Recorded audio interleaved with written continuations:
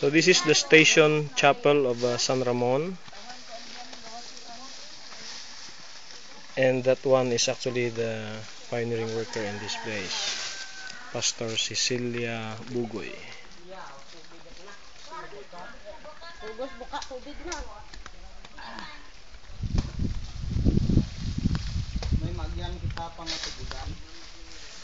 The barangay captain of this village is also a member of the church, and it is worth noticing that this village, compared to the other villages we've been through, is a bit more financially stable than the others, as you notice that the roofs of the houses are made up of GI sheets compared to the thatched roof made up of grasses in other villages.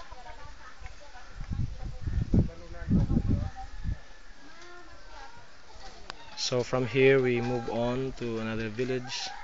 Apparently they are not really that much affected with the typhoon here, because the place is very strategically located, surrounded by tall mountains.